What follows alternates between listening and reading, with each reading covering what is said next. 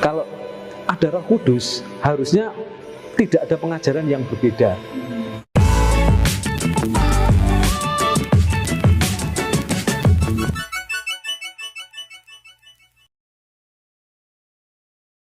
Shalom saudaraku, salam damai sejahtera di dalam kasih Kristus. Berjumpa lagi dengan saya.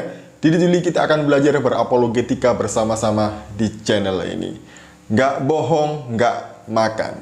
Inilah slogan yang cocok untuk para mualaf yang kebanyakan halu, yang ngaku-ngaku mantan pendeta, mantan pastor, suster, dan lain sebagainya. Jadi itu semuanya hanya upaya mereka untuk menarik perhatian supaya mereka ini nanti banyak diundang di pengajian-pengajian dan mendapatkan amplop yang banyak. Isinya yang banyak, bukan amplopnya. Nah, salah satunya ini ada mantan pendeta katanya. Dia ngaku mantan pendeta, kemudian dia mualaf dan mulai menjelek-jelekkan Kristen. Itu sudah biasa. Penyakit itu, penyakit angel-angel.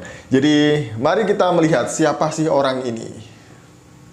Jadi selama saya jadi pelayan dan hamba Tuhan di agama saya yang dahulu, tentunya ada banyak praktek-praktek yang salah tetapi ditutupi secara rapi. Tetapi pertanyaannya, kalau kita hari ini mempercayai Roh Kudus yang sama, kenapa pengajaran itu bisa berbeda-beda? Misal di kekristenan itu di Indonesia ada 300 sinode. 300 sinode berarti ada 300 pengajaran yang berbeda. Ya, kalau di Adventis itu pengikutnya harus sunat. Ibadahnya harus hari Sabat, Sabtu. Kemudian tidak boleh makan babi, tidak boleh makan ular dan yang lain-lain yang haram. Tetapi Adventis ini sendirian. Hari ini yang mainstream, yang arus utama itu semuanya mengatakan bahwa boleh misal makan babi, boleh minum anggur, kemudian boleh tidak sunat.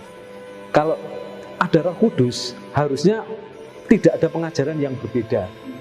Ya, ketika saya kuliah, saya tanya sama dosen saya, loh Pak, lah kalau ada Roh Kudus kenapa pengajarannya berbeda-beda? Ada yang kalau dibaptis, boleh dibaptis cuma dipercik air. Yang satu ngomong, loh itu salah, dibaptisnya harus selam, dimasukkan ke sungai atau ke kolam. Kalau ada Roh Kudus yang sama, kenapa pengajarannya berbeda? Jadi Bapak ini tadi itu bilang, dia mantan pendeta yang dulu pernah punya misi kristenisasi dengan berbagai macam metode. Ini diungkapkan oleh dia di video yang kedua di Mualaf Center Yogyakarta. Nah, menurut saya sih itu semuanya hanya gedabrus, angel. Nah, dia tadi itu mengatakan bahwa di dalam Kristen itu ajarannya berbeda-beda. Padahal berasal dari satu Roh Kudus yang sama. Tapi dari sekian ratus sinode, 300-an sinode itu, ajarannya nggak ada yang sama katanya. Beda-beda semuanya. Contohnya sunat, kemudian hari ibadah, apalagi ya, baptisan, dan lain sebagainya. Kalau dia mantan pendeta, harusnya loh ya, dia mengerti kalau yang dia sebutkan tadi itu adalah doktrin sekunder, bukan primer. Karena di dalam Kristen itu ada dua doktrin. Yang pertama adalah doktrin primer. Nah, doktrin primer ini semua gereja, semua sinode itu mempunyai keyakinan yang sama, nggak ada yang beda. Apa itu doktrin primer?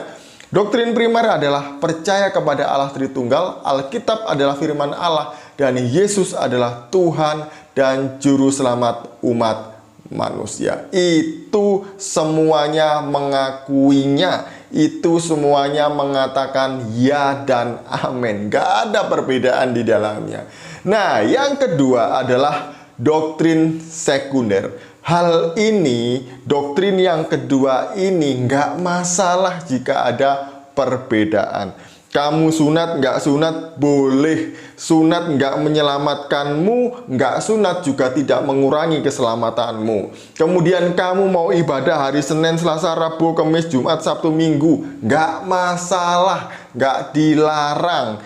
Ibadahnya mau seperti apa caranya? Mau memuji Tuhan dengan tepuk tangan, lompat-lompat dengan sukacita, atau duduk diam, nggak apa-apa. Kemudian mau dibaptis selamkah atau celupkah atau percikkah, gak masalah. Semuanya itu hanya doktrin sekunder. Hanya orang-orang bermasalah yang mempermasalahkan doktrin sekunder seperti ini.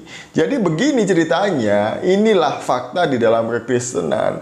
Kalau orang itu ngaku mantan pendeta, misionaris yang pernah melakukan penginjilan dan lain sebagainya, dia pasti tahu, atau hanya pura-pura nggak tahu aja ya, supaya dilihat bahwa oh ini Kristen ternyata jelek, Islam yang benar dan lain sebagainya.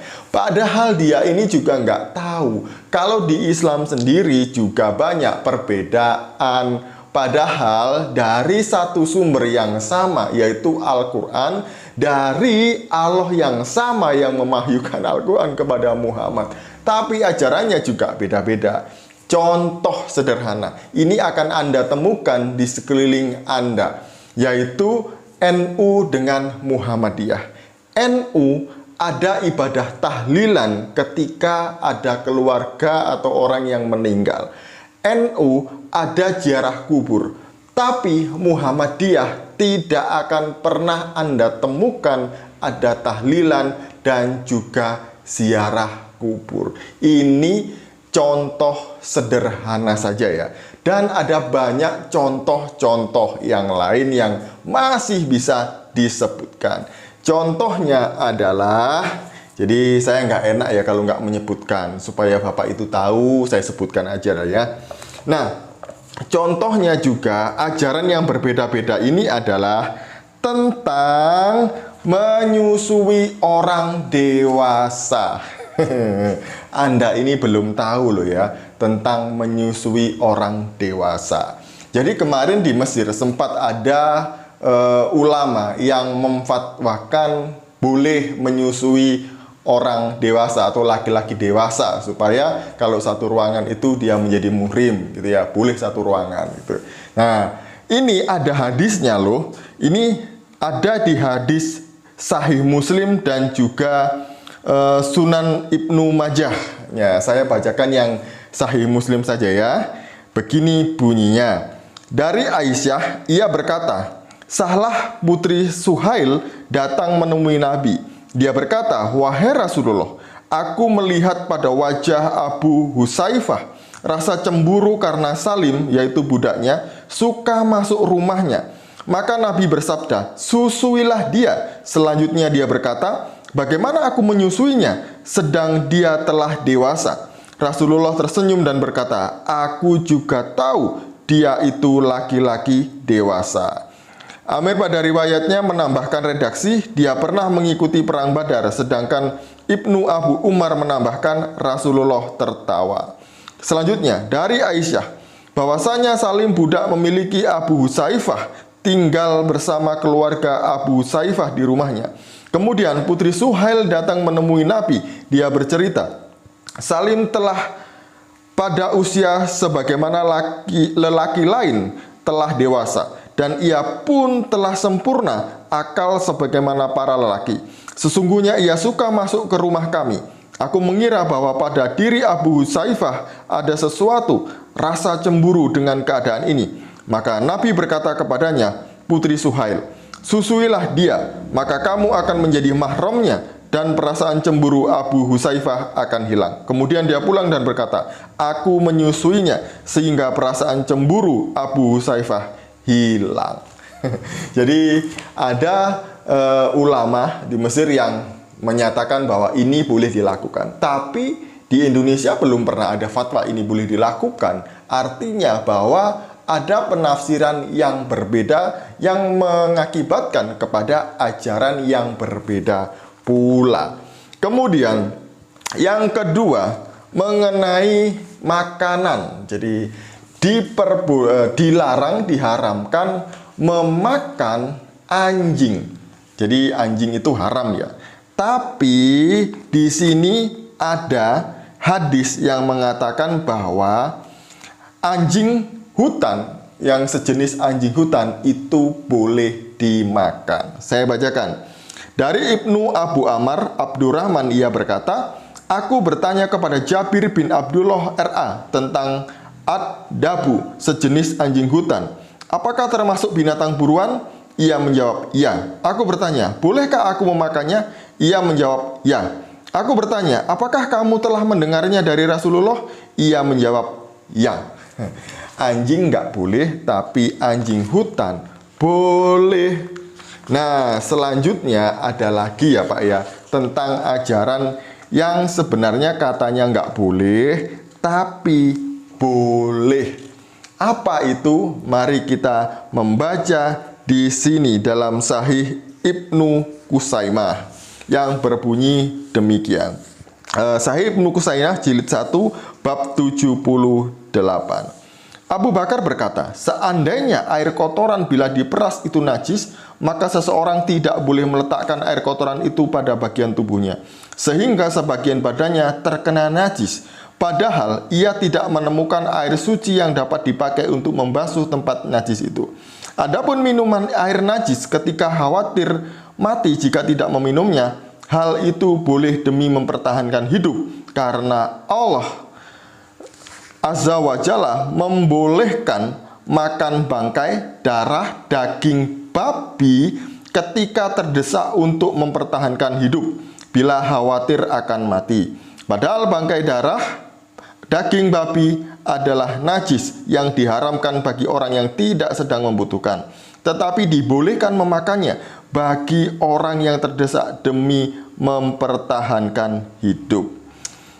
Demikian pula boleh bagi orang yang terdesak demi mempertahankan hidupnya meminum air najis bila ia khawatir mati jika tidak meminumnya.